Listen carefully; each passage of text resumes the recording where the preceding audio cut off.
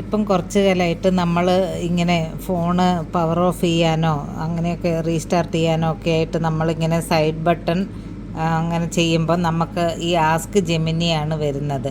അപ്പോൾ ആസ്ക് ജെമിനിയിൽ നമുക്ക് power of ചെയ്യാനായിട്ടൊക്കെ പറയാം.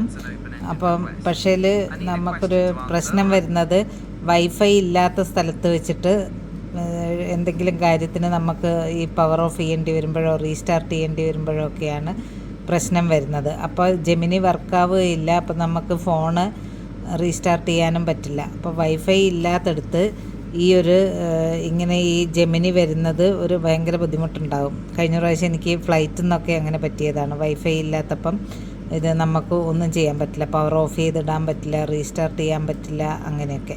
അപ്പോൾ ഈ ജെമിനി വരുന്നത് ഒഴിവാക്കിയിട്ട് നമുക്ക് എങ്ങനെ പഴയതുപോലെ തന്നെ ചെയ്യാമെന്നുള്ളതാണ് ഞാനിപ്പോൾ ഇന്ന് കാണിക്കുന്നത്. അപ്പോൾ അതിനായിട്ട് നമ്മൾ ആദ്യം സെറ്റിങ്സിൽ പോകണം. സെറ്റിങ്സിൽ പോയിട്ട് നമ്മൾ പവർ ഓഫ് ബട്ടൺ സെർച്ച് ചെയ്യാം. പവർ ഓഫ് ബട്ടൺ എന്ന് പറഞ്ഞിട്ട് പവർ ഓഫ് സെർച്ച് ചെയ്യുമ്പം ഏതാ വരുന്നതെന്ന്, how to power off your phone.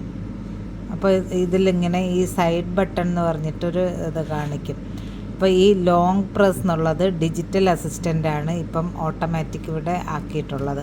അപ്പോൾ ആ ലോങ് പ്രസ്സിൽ പോയിട്ട് ഈ ഡിജിറ്റൽ അസിസ്റ്റൻ്റ് എന്നുള്ളത് മാറ്റിയിട്ട് പവർ ഓഫ് മെനു അങ്ങനെ കൊടുത്തു കഴിഞ്ഞാൽ പിന്നെ നമ്മൾ എപ്പോഴും ലോങ് പ്രസ് ചെയ്യുമ്പോഴും പഴയതുപോലെ തന്നെ. ഇപ്പം ഇനി നമുക്കൊന്ന് ലോങ് പ്രസ് ചെയ്ത് നോക്കാം. അപ്പം പഴയതുപോലെ കണ്ടോ, ഇപ്പം ആ ഗൂഗിൾ അസിസ്റ്റൻ്റ് വരുന്നില്ല, ജെമിനി വരുന്നില്ല.